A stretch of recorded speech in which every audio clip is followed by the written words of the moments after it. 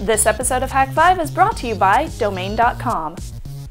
Hello and welcome to Hak5. My name is Darren Kitchen and this is your weekly dose of Technolust. We have an awesome show for you guys this week. Shannon is coming to us with a tutorial on Bitmessage. It is an awesome decentralized encryption messaging protocol. And then I have a report from ShmooCon in Washington, D.C. where I checked out some rather innovative CTF challenges for wireless. So let's check it out. Hey guys, for ShmooCon 2014, I'm here with Rick at the CTF. Rick, what's going on, man? So hey, we're doing a wireless CTF for ShmooCon this year. We've got about 16 teams competing in the room here. We're doing some SDR challenges, we're doing some Wi-Fi challenges, and then we're doing a full-on penetration test challenge. So tell me about the SDR, software-defined radio challenges. What do those involve? So the first one is, without giving too much away because there's people listening that are actually playing, the first one over here is a bug that we actually pulled off of a customer site. It's broadcasting in a specific frequency over our radio. They need to. You said you took this off a customer site. So Could you tell me about that? In doing a sweep of one of our customers, we ran into some issues that we found. We do on a regular basis. We do work with signals in general, as well as TSCM Tempest scans, as well as some other types of RF attenuation scanning to find the bad guys. This particular one we found on one of our better customer sites, so we wanted to use it here to use real-world actual bugs for people to find. And so this is just like your traditional Cold War era, like audio bug. Well, it's not Cold War anymore, okay, but you know yes, absolutely, 100%. Audio and it's transmitting it over RF. So there's That's a correct. band nearby. Correct. Awesome. And so now what is the idea? Is using software-defined radio to become the black van? Correct. So what we did was we wanted everybody to be able to get involved in this, and there's about 5 teams here that have never even seen an SDR before, and they're already scoring points. So we're doing a lot of teaching as much as we're doing the SDR challenges themselves. This particular one, we want to give somebody a real-world capability. This can be found with the RTL SDR. Show me that. You're talking about the Realtek dongle. The Realtek dongle for 20 bucks that everybody loves. Cheap, easy. Works directly out of Pen 2, off the shelf. With the way that Pen 2 is built, they've actually compiled everything for it. Plug it in, GQRX, and you're up and running. This will show the bug immediately. What they need to do is they need to come up to us with their headphones. They play the file for us as it's going, and we give them the points. Hence the music next to it. Exactly. So that music is actually also part of one of the other challenges running off of the Wi-Fi side. So people can take that over and play whatever they want, along with taking over the Chromecast, which they can play whatever they want. Awesome. So we're giving people some options here. So I take it you can't tell me right now out loud what the modulation is. That is correct. But it is in into GRC and start tweaking around until they see something interesting? Yep, exactly. Exactly. Scanning across and you look for the bumps and start to demodulate. So we're getting people to actually learn how to do this stuff in real time. Cool. So one of the other ones that we're doing, we actually have 2 Raspberry Pis that have been pinned out of the number 4 GPIO port. We've changed the frequency around and we're actually transmitting over the Pi in specific frequencies with slow scan TV. We're transmitting some audio, and we're also transmitting a couple pictures. Wow. So they need to demodulate that. What we told people to do is to go to the RTL SDR site, pull down some example waveforms, and then come up and give us the answers. So the idea is to actually pull those pictures out of the air. Exactly. That is off awesome. Off of a $25 Pi. We're used to doing this, but we're used to doing this in a totally different way. Exactly. With packets. Exactly. So that's really novel. What about the? Is there a source available for that? How did you set those up? I'm curious. So Draghorn, yes, Michael Osman, and Russ all worked with us to get this done. So you just took 3 brilliant minds and you just kind of basically yes them into an Arduino. Exactly. Awesome. Made it into an ARM. Do you know if the source for that is available? I can find out if we can make it available. Okay, cool. Yeah, that'd be awesome. And so those are the RTL SDR. Those are the RTL SDR challenges. We are doing some testing right now with some HackRFs, with some transmission off of some other dongles, and I think that covers all the RTL SDR. Yeah. That is wicked. Well, thanks for sharing that for me. Where can people find out more about the CTFs? If you go to the ShmooCon link, ShmooCon events, Wi-Fi CTF, it takes them right to our page. We update that for every CTF we do. Sweet. Thanks so much, man. Absolutely. It doesn't matter whether you're a SYN, an ACK, or a SYN-ACK. When you have that killer idea, you need to snag a domain name and the web hosting fast. And with Domain.com's quick domain discovery system and their easy checkout process, you're going to be live with your website in no time. I mean, I love Domain.com because they're affordable, they're reliable, they're easy to use, plus Domain.com's awesome active social media presence. I mean, it really just makes it a fun place to do business. We've been doing business with them for so long. The guys over at Domain.com are huge fans of Hak5, and they want to hook you up. So get this, use the coupon code HAK5 at checkout to get an extra 15% off. When you think domain names, think Domain.com. And it's time for the trivia question of the week. Last week's trivia question was, what TV show first introduced virtual reality as a plot device? And the answer was, and this is one of my favorites, Doctor Who, the original, not the reformatted version. Now this week's trivia question is, what is the oldest known analog computer in the world? You can answer that at hak5.org/trivia for your chance to win some awesome Hak5 goodies. You know, sending encrypted messages have always been really influential in a lot of my recent segments, and this week I'll be taking a look at one that was influenced a lot by Bitcoin of all things. It was updated in 2013, it's called Bitmessage, and it's available for Windows, Mac, and Linux machines. Now before I get started, I'm going to go ahead and send a message over to Darren and use Bitmessage to transfer it to him, and I'll explain why I'm going ahead and doing this now in just a little bit. So I'm going to go ahead and go over to send. I'm going to send him a message from my address, one of my many, and I'm going to load Darren's address. Hey Darren, send me a message back when you get this. Okay, thanks. Send. Okay, cool. So I went ahead and sent that out, and we'll see how long it takes to get out there. Now, Bitmessage. This is a P2P platform that is designed to send encrypted messages from one person over to another. Duh, P2P. And from one person to several people if you want to, and that's called subscribers. There is no inherent trust needed, which is so cool. It uses open source Python code, which you can actually download and you can research yourself.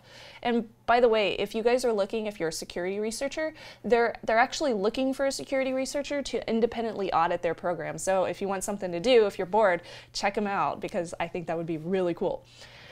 So, it uses public key encryption between two different people, and this can be used as an alternate to PGP email communications if you want to. Your 36-character address is what defines you, who you are, to Bitmessage. So Bitmessage uses this address and then plus your computer's processing power to exchange messages between the two people, hence why it is loosely influenced by Bitcoin. Now each message requires about 4 minutes to be sent and received because of all that processing power that goes on behind it. So let's go ahead and take a look at the program itself. When you first get started, it's a little bit weird. You can create your identity on the Identity tab, so I'm going to go ahead and show you what that looks like. So you go over to Identities, and if you don't have any set up yet, you can click New. When you click New, you can create either a passphrase or a random number generator. So for this segment, I've already gone ahead and created a passphrase for mine. So you click on that, and then you type in whatever your passphrase is going to be. So mine would be, I don't know, I'll just write this one in. Oh, cool. See that? I just got my message from Darren. So it did take a little bit of time. I'll get back to that in a second. After you create that, it'll also show you how many addresses to make based on your passphrase. So the normal default is 8. And then you click OK, and all of your random number generated passwords are created. So the reason why I wanted to use a passphrase for Open Bitmessage is because I can use this same passphrase on different computers to log into my same addresses. So I don't have to create new ones every time I get onto a different computer. So your addresses will be created, and then you can use these to send and receive any types of messages. Now your Bitmessage client is going to connect and look for known nodes, and if any nodes that it connects to are bound for your inbox, you will see them show up right there. So let's take a look at my inbox, which is the very first tab over here. So you click Inbox, Anything that you've already read, like this test 123 one, will show down here. And then anything in bold are your brand new messages up at the top. So now I want to move on down to the bottom corner. This is going to show you a little bullet that is either red, yellow, or green.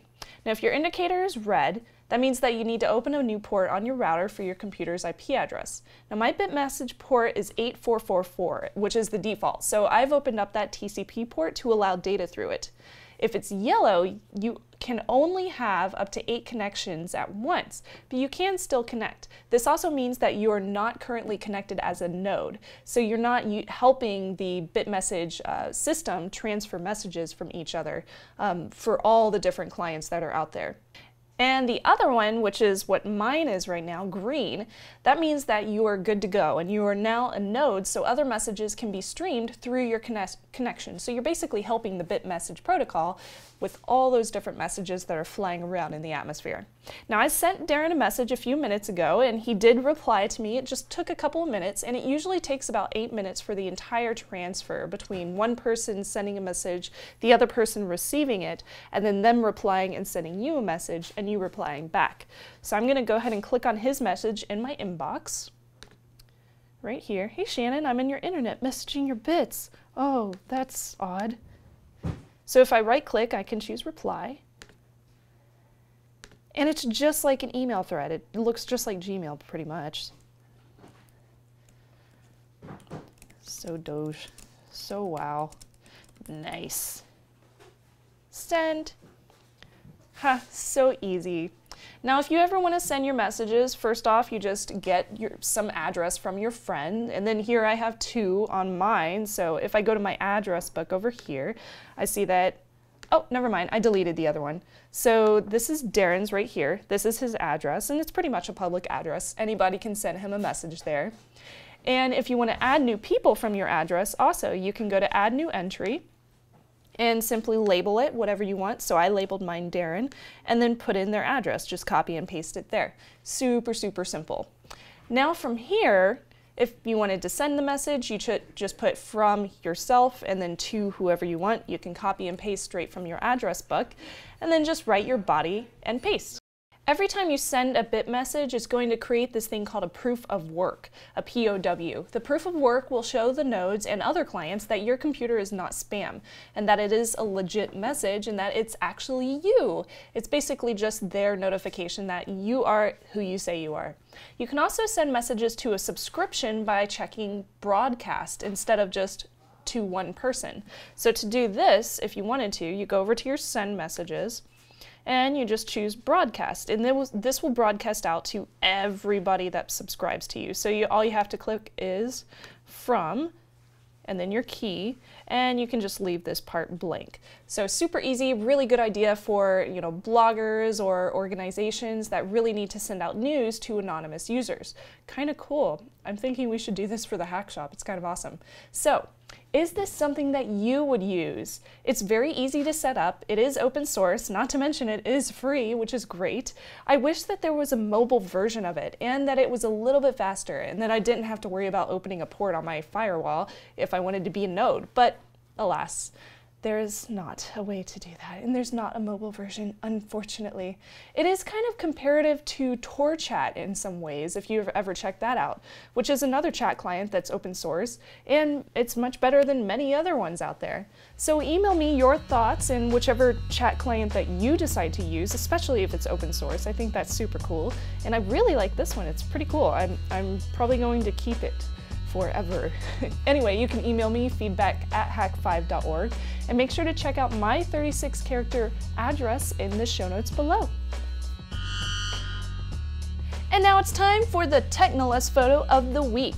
And it turns out that Darren is in this week's Technolust photo of the week. We went to CES and he was chatting with DK40 Smart Glasses exhibitor when Patrick Fallon, hi, yes I did mention you, of Bloomberg snapped this picture, and it ended up in Washington Post and also the Philadelphia Inquirer newspaper, which our viewer Brian decided to send in. So thank you, Brian. I appreciate letting us know about that. That was really cool. If you guys want to, and here he comes back with his Google Glass. Are you taking a picture of me? Are you taking a picture of me? That's how I feel about you and your glass hole. If you guys want to share your pictures, you can share them with feedback at hak5.org and use the subject line Technolust. That just about wraps up this episode of Hak5, but before we get going, I want to thank you for supporting us at hak5.org and of course hakshop.com. That's where you can find Hak5 stickers and other goodies like USB rubber duckies and the Wi-Fi pineapple. I also want to point out that if you guys have been following Hak5 for a while, you know we are big fans of Mubix, or Rob Fuller, and he actually has a new show here on Hak5 called Metasploit Minute. You can find that at metasploitminute.com, and it's on the Hak5 YouTube channel and of course hak5.org. And if you have feedback on this episode and any other previous episode, go ahead and hit us up, feedback at hak5.org. And while you're over there, hak5.org/follow to find all of the places where you can find us on the social medias like the Facebooks and Twitters and Google Pluses. And with all that, I'm Darren Kitchen, reminding you, trust your Technolust.